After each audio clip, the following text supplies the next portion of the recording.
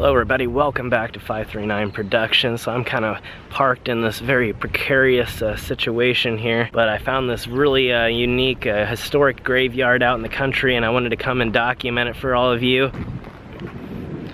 and see what kind of historical graves that we can find here. It looks like it's pretty deep, but also very spread out. And so it looked like a really interesting place just to find out what kind of people were buried here, if there's any veterans buried here. So like usual, we'll go ahead and walk to the very back and then make our way forward.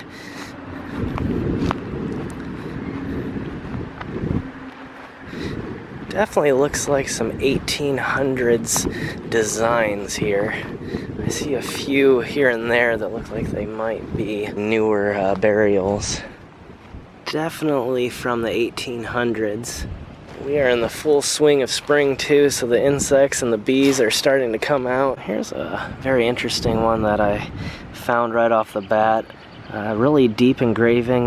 Kind of looks like it's a vault that they would have buried a small casket inside and then sealed it with this top stone here, but I'm not sure if that's really the case. As you can see here, there's no gap that you can see inside of it, so that's probably not the case. It just kind of looks that way. But also, it doesn't have many dates on it. I'm only seeing the 1912 date here, and it doesn't seem like whoever this person is here, they actually put a date of death. So I'm not really sure of this person's history. It's kind of interesting because you don't even see a date of birth on Adeline here.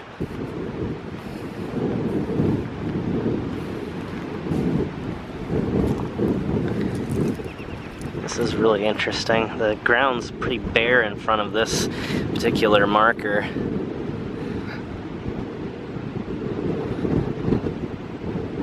Not really sure of the reasoning behind that. However, I'm not seeing anything being exposed.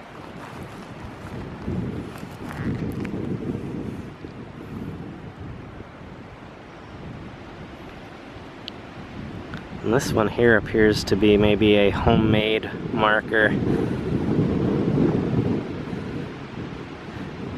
It kind of appears that it was etched in when it was still a little bit wet.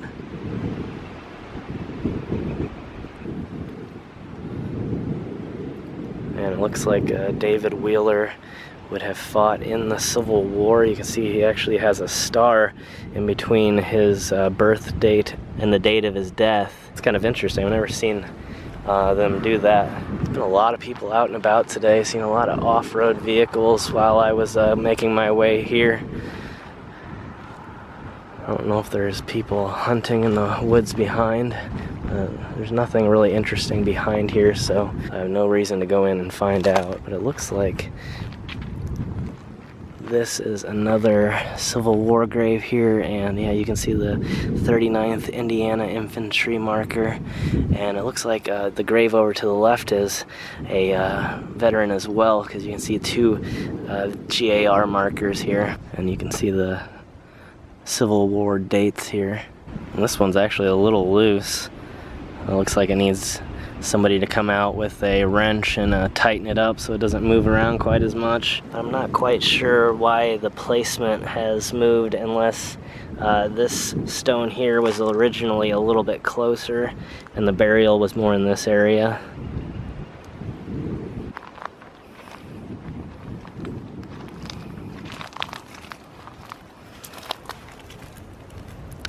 It's interesting, the different styles of veteran markers that they have. Even though it would appear that this is also a Civil War veteran, their marker over here just says war veteran, or U.S. war veteran actually. So I'm not sure why the difference, even though these veterans over here are less than 10 feet away. They have completely different markers. And it looks like maybe the reasoning behind that, when we look at this particular stone here, we can see that there's an older marker and a newer marker. So somebody might have been out replacing the veteran markers with newer, updated versions of them.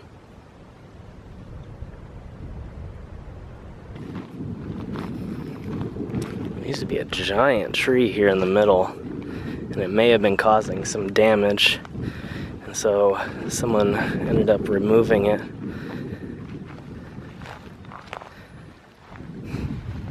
And the stump has been burned out.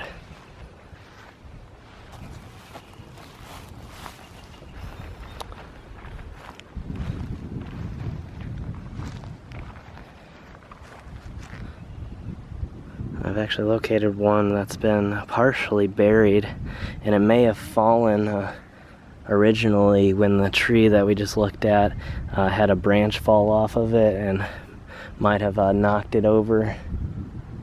Or it may have just happened naturally, like the previous episode on 539 Productions that we saw, where over time they just sort of sank as the soil became soft during the rainy seasons.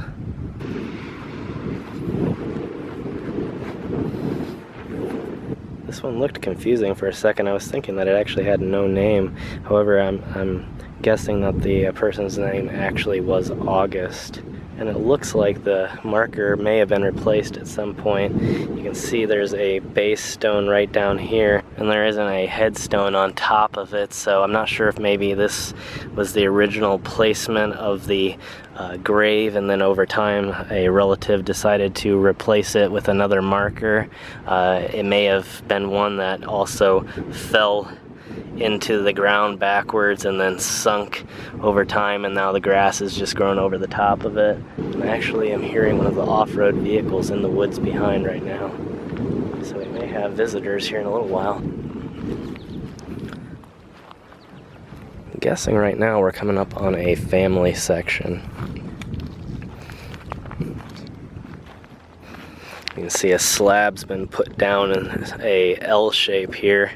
It only has one headstone remaining on it. It doesn't look like this one over here is actually connected to the family section.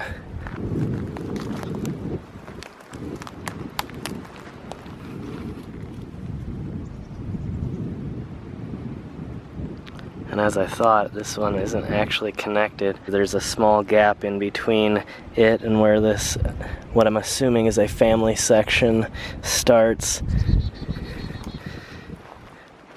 And you can even see the last names differ from the stone over here, which shares the name of the cemetery, which is Studebaker. And it doesn't appear that this particular person shares the last name of the graveyard either. So there seems that there was a lot of more distant relatives that were buried in this place. I've been quite pleasantly surprised. No one's actually even slowed down to check on me in the least here. Although I can hear some police sirens. Hopefully they're not on the way to check on me. And it looks like some of these are starting to be newer burials. So if that's the case, then we'll go ahead and end it there. Looks like we got one more, maybe two. Oh, there goes our police officer. Definitely doesn't care about me. Must be on an emergency call of some sort.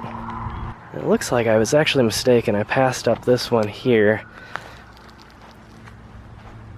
which seemingly is a, well, definitely I would say is a Civil War veteran. And when you see his veteran symbol here, you can see the 1861 to 1865.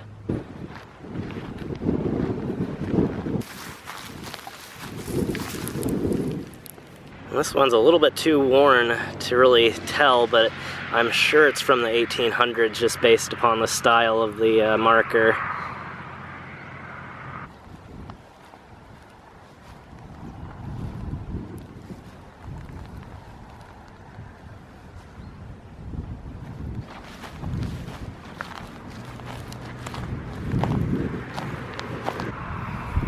This particular headstone here seems to represent an entire family.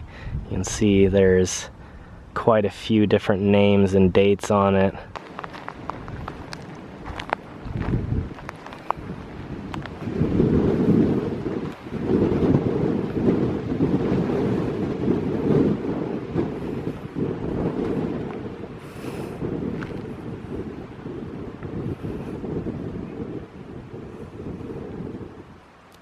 And another name that I have not heard used in the modern day, which is blowers. I'm kind of glad I came back. I just noticed that I missed this particular marker here, and then there is actually one right next to it that's partially buried. I can't really tell if they are a veteran or not. It doesn't appear so. I don't see any old GAR markers sitting around. And it's definitely not had an updated one as of yet. And you can see how the grass has begun to grow over the top of this marker. So hopefully somebody eventually comes out and takes it out of the ground so that it can be replaced here on its original base stone.